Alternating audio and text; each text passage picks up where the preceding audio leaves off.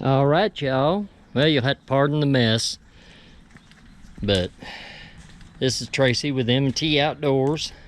I'm the T part of it. Melvin couldn't be here today. Having some pretty crappy weather here in Indiana, so I've been doing some finalizing on the boat and thought I'd show you some of the mods and stuff, because I imagine y'all was probably wondering when we was going to start making videos. I was beginning to wonder too, but I got it. Got her the way I want her. I added the Bimini top to the Bass Tracker Pro 165. It's actually a cat tracker now, because I'm more of a cat fisherman than a bass. But just got through cleaning the inside out. I bought the boat used. It's 2012. I got it back here in December from a guy and got a really good deal on it. So I sprayed hose down the carpet and cleaned it out and pulled off the foot trolling motor and put the Motor Guide XI3 remote control on it. Since we don't really do a whole lot of trolling, we will be for catfish, but here later on. And then I got my big headlight on there. I've got it wired in, went down inside and I wired it into the nav light, so when I flip the nav light on to move the boat at night, then that comes on. So that's makes that easier. And I took over here and I cut this side compartment, or well, I didn't cut it all. I unscrewed it and pulled the thing off, lid off, and then fit it so that I could put a bait cooler in there. And then I've got access to the live well hole and everything, and put the pool noodles around it to kind of hold it secure, so that way I can get to my bait cooler and all that good stuff. And then I added this 3-bank. It's got 2 cigarette lighter plugs, and then it's got a USB port on it, or it's a dual USB port, I should say. I added that to it. I've got a battery inside the captain's compartment there. And I ended up wiring it up on a switch right here, because that USB port, it has a light on it. Well, I've got 2 17 amp hour small batteries down there that I've got wired in parallel, mounted in there, that'll hook to that, because I've got my mount right there. I've got a light that we use at night, sits up on a pole, shines perfectly down in the cabin. I've got a cigarette plug on it, so I just plug it in, flip the switch, and away we go. And then I mounted a console right there to hold stuff. And yeah, I'm a child of the 70s. I had to get my little wrap on steering wheel cover. And then I made a rod rack for the back, and there's the mount for it. You'll have to excuse me. Like I said, I scrubbed and hosed it out today, and getting it cleaned up, getting the carpet clean. I don't think it was ever cleaned, but I've got my own little 110 welder. It's not a great one, but it works, and I made that up, made the mounts up on each side, and then I can just pick that up and slap it right on there. I don't have to bolt it on or anything. It'll stay right there going across the lake. Got a Mercury. It's a 02 40 horse 2-stroke. The boat, when I bought the boat, it had a Mercury 20 horse 4-stroke on it. Well, for this boat and everything, it just was not enough. I mean, unless you wanted to run about 12 to 15 mile an hour across the lake, that was about all you were going to get out of it. I put 3 different props on it, and 12 to 15 was the best I got out of it at the end. So I got a good deal on this, and it runs like a top. It runs better than that 20 horse did, really. I mean, as far as firing up and running, that 20 was as cold-natured as anything I've ever seen. And I put me a Hydrosport SE 300 on there, hydrofoil. And then it didn't have a prop when I bought it, so I got the Mercury Black Max 14, 10 3/8 by 14, I do believe, pitch. And got it in there wired up. I put all new batteries in it because I didn't know that the kid I bought it off of didn't know how old they were. And so I went down and got 3 new batteries, put them in there. Got a brand new, the onboard charger that they had was junk, so I ended up, it took a dump on me, so I got the Noco Gen 5 X3 3-bank charger. And then I've got the Marine starting battery and the Marine deep cycle there. And where the trolling motor wires come down and hook to the deep cycle battery, I hooked those to the up to the 3rd bank for the charger, and I added a battery up front. I'll show you all that in a minute. And then they got just the standard storage and everything there. And one thing I did do was I pulled the seats, both seats off, and mounted these swivel bases. For starters, when I'm sure a lot of you guys know, you get to going across the water and you get in some rough water and it starts beating and pounding. Us older guys, the lower back can't take it, so I put them so I could use the front and back seats because they got that spring on there. And I'm here to tell you, it helps a bunch. It takes a lot of that slap out of it, and you're not getting your back beat to death and everything. You can put your pole right there. When we've got the rod rack up, we can put our regular pedestals right there. Me on one side, Melvin on the other. Turn right around, feet right on the deck. We're right there. You'll be seeing it whenever we're fishing.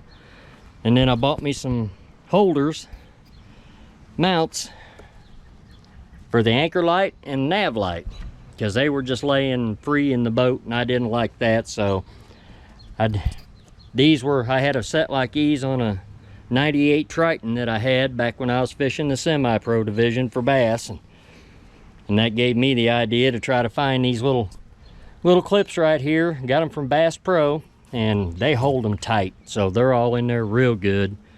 I added a little light there, stick on. You just push the button and you got a little bit of light.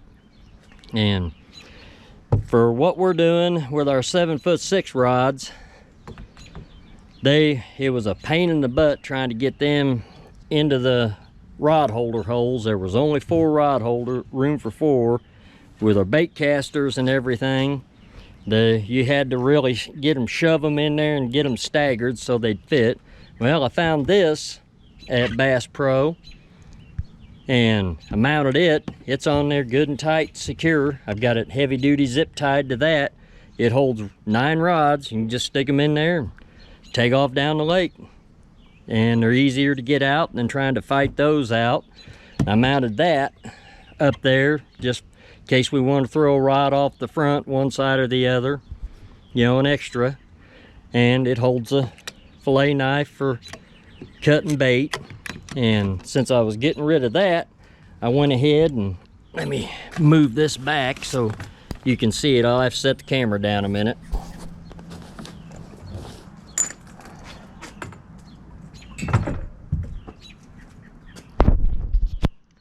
But since I'm doing away with those, I turned this in, pulled that off, put a piano hinge on there. I'm gonna find me a good heavy duty tote that will fit perfectly down inside here. I'm gonna cut these tubes off to where I can mount, put it in there. It'll fit in good and tight. I can bolt it to that and it'll be stationed. It'll stay put and have extra storage. Little extra. Won't be a lot, but it'll be a little. And it's a little tight, but that's the way I like it. And then up here in the front compartment, I've got the extra battery mounted in there. And then I drilled a hole in the back and shoved a pool noodle in it and cut my wires up underneath there that went to the trolling motor power, and spliced them in and then wired them up to that, so it's still got the circuit breaker on it. It's hooked up to the onboard charger, so it gets charged right along with the rest of the batteries. And the trolling motor's on its own separate battery. So don't have to worry about batteries, and that's going to kind of offset the weight a little bit from, instead of putting all 3 batteries in the very back. It's because that motor is about 80 or 90 pounds heavier than what that 20 horse was. So, and that battery's about 50 to 60 pounds. So that'll kind of offer a little bit of balance and get everything out. And I put some green LEDs on it all the way around, so that way when we're fishing at night, we got that going on. And I wired them in to the anchor light, and even though I don't have the anchor light in, they'll still be on. So that's pretty sweet. And I put my ram ball mount for my Lowrance Elite TI2 9-inch. And what else have I done to this thing? That's really about it. Those are really all the mods I've done to it. I just, making it easier. Oh, one thing I will highly recommend is get you an extra set of these from Bass Pro. You can bolt them on right down here, right on the frame. You're loading in a 20-30 mile an hour crosswind. That makes life so much easier. The boat almost loads itself. I saw them and I was like, yeah, that's what I want. But other than that, that's about the main gist of all the mods that I've done to it. I've just made it more user friendly for me and Melvin, and where it's easier. And this way, like with the seats and stuff, we don't have the extra seat in the back and the extra seat in the front to deal with. We eliminated those, so anything happens to these, I've got an extra practically brand new extra seat. They were the cabin seats that were already in there, and they looked almost perfect. So, and then this way everything's kind of in its place and has its place. I made a wraparound for the bimini top so that when it's up, I can wrap it around. I ran some tie downs through the slide ends here where you put your poles in, and then zip tied them on each side so they stay put. And it's just a tarp that I bought a grommet kit for. Cut it down to fit to where when it's up, from up here to down here to the edge of the boat, wrap it all the way around. If it's raining, then it's blowing in, we're not going to have the rain blowing in on us. We can hop back and we can sit right there on the front deck, still have the top over us and everything sealed up, 80%.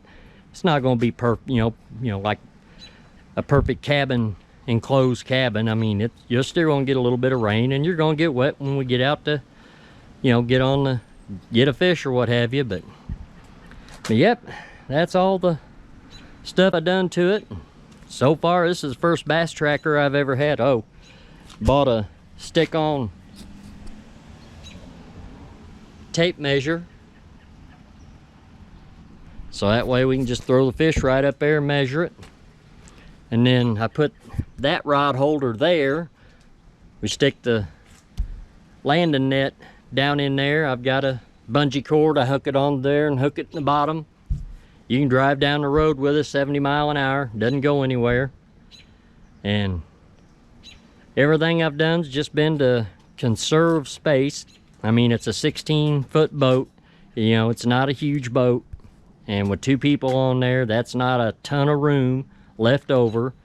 So I wanted to get this to where it was, more manageable and easier for the both of us. We didn't have stuff piled up all over the place and tripping over it going from front to back. I like to keep everything put up and out of the way, but easily accessible when I need it. So, and once I get that dry box for up there, that will be much better.